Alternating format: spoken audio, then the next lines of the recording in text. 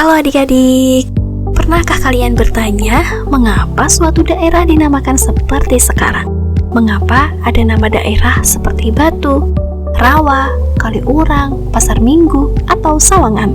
Ternyata nama-nama daerah itu tidak muncul begitu saja. Semua memiliki sejarah dan makna.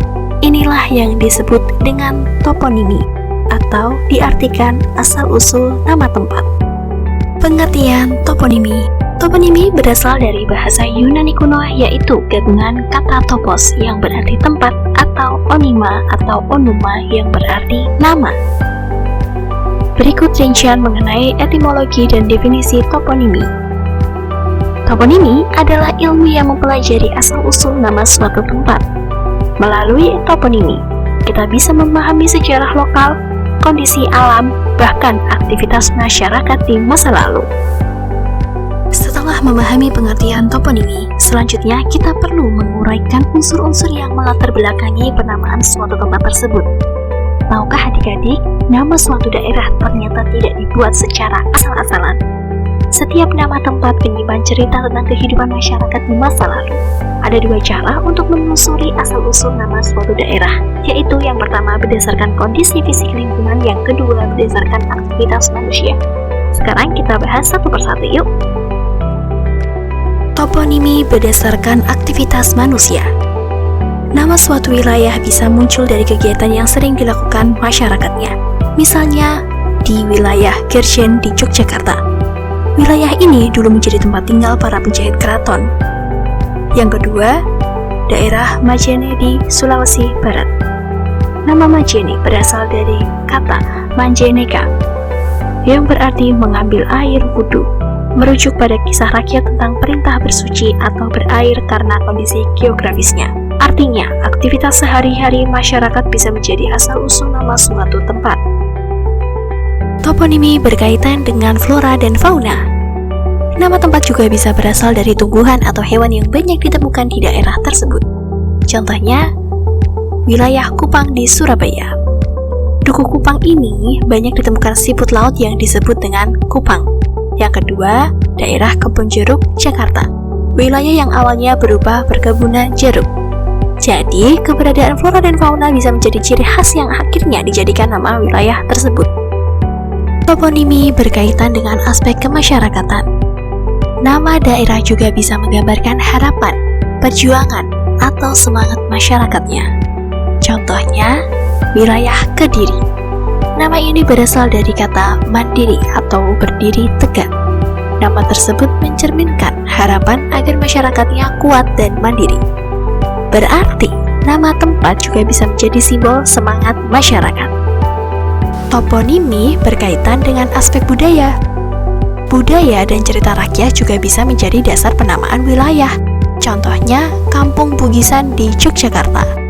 Nama ini berasal dari kisah masa lalu ketika wilayah tersebut pernah ditempati oleh prajurit dari suku Bugis. Artinya, cerita sejarah dan budaya dapat meninggalkan jejak dalam nama suatu tempat. Aktivitas manusia dan toponimi. Tahukah adik-adik, nama suatu daerah bisa muncul karena pekerjaan, kebiasaan, bahkan cerita yang hidup di tengah masyarakatnya. Artinya, aktivitas manusia sangat berpengaruh dalam penamaan suatu wilayah. Berdasarkan profesi atau pekerjaan, beberapa kampung dinamai sesuai pekerjaan warganya. Contohnya, pertama, Kampung Patehan di Yogyakarta. Dahulu, kampung ini dihuni oleh abdi dalam yang bertugas menyiapkan minuman untuk keraton. Karena berkaitan dengan kegiatan teh atau minuman, wilayah ini dikenal sebagai Patehan. Kedua, Kampung Musikanan di Yogyakarta. Nama ini muncul karena para penduduknya memiliki tugas memainkan musik untuk Keraton Yogyakarta. Jadi, profesi mereka sebagai pemusik menjadi identitas kampung tersebut. Dari sini kita bisa melihat bahwa pekerjaan masyarakat bisa menjadi ciri khas suatu wilayah. Berdasarkan cerita atau legenda, selain profesi, cerita rakyat juga dapat memengaruhi nama suatu tempat. Contohnya, Kampung Gua Uleu di Aceh. Nama ini berasal dari legenda tentang seorang kakek dan cucunya yang pergi mencari ikan. Namun yang mereka temukan justru telur ular. Kisah tersebut kemudian menjadi asal-usul penamaan wilayah itu. Artinya, cerita yang diwariskan turun-temurun bisa menjadi bagian dari identitas suatu daerah. Jadi, aktivitas manusia baik berupa pekerjaan, kebiasaan, maupun cita rakyat dapat menjadi dasar penamaan suatu wilayah.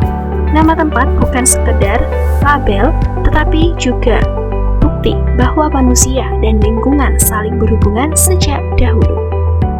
Lalu bagaimana ya Kak cara menelusuri toponimi? Kalau ingin mengetahui asal-usul nama daerah, langkah-langkahnya bisa seperti ini adik-adik. Yang pertama, mencatat nama wilayah yang ingin diteliti. Yang kedua, mencari peninggalan sejarah atau situs terkait. Yang ketiga, membaca buku, jurnal, atau melihat peta lama. Yang keempat, bertanya kepada tokoh masyarakat. Dan yang terakhir, bisa membandingkan berbagai sumber dan menarik kesimpulan. Saat ini, pembangunan terus berkembang. Banyak rawa ditimbun menjadi perumahan, banyak wilayah pantai direklamasi. Namun, seringkali pembangunan dilakukan tanpa mempertimbangkan kondisi geografis aslinya. Padahal nama wilayah seringkali sudah menjadi petunjuk tentang karakter tanah atau lingkungannya. Contohnya di salah satu kampung di Kabupaten Sumedang. Sejak dulu, wilayah tersebut dikenal memiliki tanah yang mudah turun atau kurang stabil. Sekarang, menurut adik-adik, apa yang mungkin terjadi jika tanahnya tidak stabil? Ya, benar sekali, berpotensi terjadi tanah amblas atau longsor. Meskipun begitu, masih banyak masyarakat yang tinggal di sana. Bahkan, mereka harus mengeluarkan biaya tambahan untuk membeton bangunan agar tetap kuat dan aman.